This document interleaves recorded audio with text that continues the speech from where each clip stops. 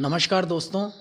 आज मैं मध्य प्रदेश के राजगढ़ ज़िले के अंदर बाढ़ गांव के पास में गोपालपुरा के अंदर श्रीमद् भागवत कथा का वाचन चल रहा है, जिसमें मध्य प्रदेश के राजगढ़ ज़िले से ही गादिया कस्बे से ग्राम से हमारे बीच में जो महाराज श्री यहाँ पर कथा वाचन कर रहे हैं, शास्त्री जी, आज मैं उनका परिचय आप सभी से कराना चाहता हूँ। राधे राधे महाराज जी। जय श्री कृष्णा। महाराज जी, हमारे श्रोताओं को मैं चाहता हूँ कि आप अपना पूरा परिचय दें। जी, मेरा नाम पंडित नागेश कृष्ण शास्त्री है। मैं श्रीधाम गादिया से हूँ। मेरा अध्ययन जो है वो वृंदावन और बनारस में हुआ है। ठाकुर जी कृपा से शास्त्री भी हमारी मथुरा से हुई और आचार्य। महाराज जी, आपने मथुरा वृंदावन में कितने वर्ष अध्ययन किया था? जी, हमने वृंदावन और मथुरा में करीबन 9 वर्ष तक अध्ययन किया और 6 वर्ष हमने बनारस में अध्ययन किया। 6 वर्ष आपने बनारस में आप किस संप्रदाय से जुड़े हुए हैं, इसका मतलब? जी, हम निम्बार्क संप्रदाय से हैं और निम्बार्क संप्रदाय एक गोपी संप्रदाय है और हम उन्हीं से जुड़े हुए हैं।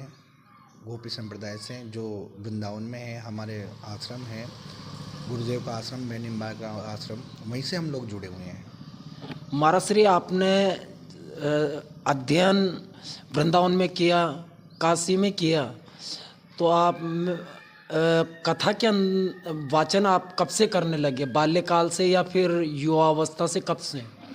जी, मेरा कथा प्रारंभ मेरी 2009 से शुरुआत हुई थी और उस समय मेरी उम्र करीबन 14 वर्ष थी।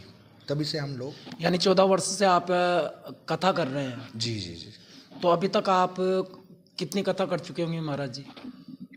पूरा पता तो नहीं है, लेकिन हाँ, फिर भी करीबन 155 या 56 के हिसाब से चल रही है। इतनी कथा हो चुकी है ठाकुर जी कृपा से। उनके चरणों में प्रीति अर्जी लग चुकी है हमारी और ठाकुर जी से ये प्रार्थना है कि पूरी ज़िंदगी इसी काम में लगाए रखे, आपके चरणों में लगाए रखे हमें। जीवन में आपका कथा के माध्यम से जीवन में आपका लक्ष्य क्या है?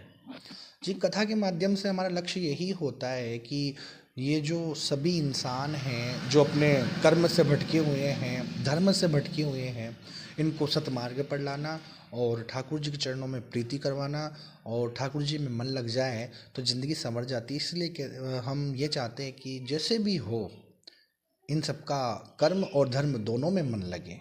कर्म और धर्म आप युवा वर्ग में जोड़ना चाहते हैं, तो ये तो आपने बहुत अच्छी बात बताई महाराज जी। बाकी मैं ये पूछना चाहता हूँ, कथा को आप किस आधार से लेते हैं? जैसे बहुत से व्यास इसे एक आमदनी के तौर पे लेते हैं और बहुत से व्यास इसे एक लक्ष्य बना रखा है कि हमें समाज को जागृत करना है।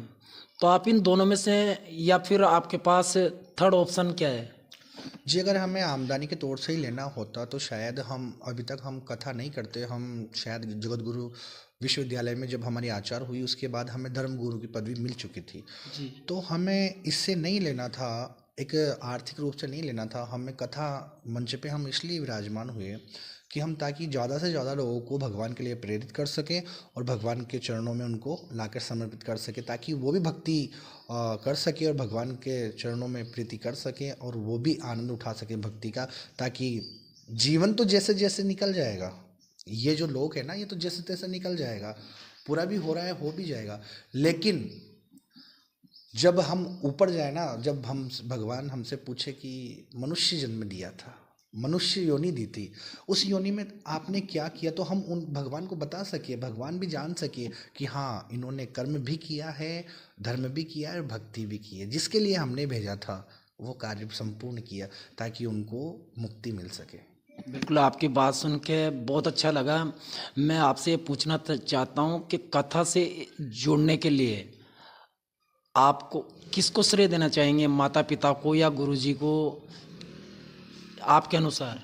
जी, हम माता पिता को श्रेय देना चाहेंगे क्योंकि उन्होंने ही हमें प्रेरित किया था कथा के लिए। उन्हीं की वजह से हमारा मन लगा। कहते हैं ना कि घर को स्त्री चाहे तो स्वर्ग बना दे बेटे को, स्त्री चाहे तो पंडित बना दे, स्त्री चाहे, माँ चाहे तो संत बना दे, माँ चाहे तो डाकू बना दे, माँ चाहे तो चोर बना दे।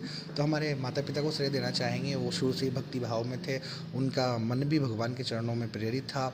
तो उनकी ही कृपा से आज हम यहाँ पर ठाकुर जी के चरणों में पहुँचे हैं, हम उनको श्रेय देना चाहते हैं। महाराज जी, गुरुदेव, मैं एक आपसे पूछना चाहूँगा बात कि श्रीमद् भागवत कथा आप बहुत सुंदर करते हैं, क्योंकि हमने आप भागवत कथा आपके मुखारबिंद से सुनी है। तो आप श्रीमद् भागवत कथा में ऐसा कौन सा प्रसंग है जो आपके हृदय को छूता है?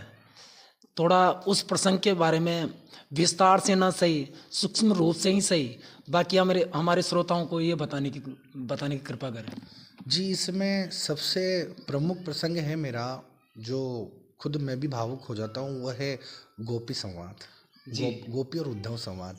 गोपी उद्धव ऐसा संवाद है जो प्रेम संवाद है। इस संवाद को जो भी सुनता है या जो भी कथा के माध्यम से सुनाता है, उसको प्रेम भी मिलता है, क्योंकि ये संसार प्रेम रूपी है।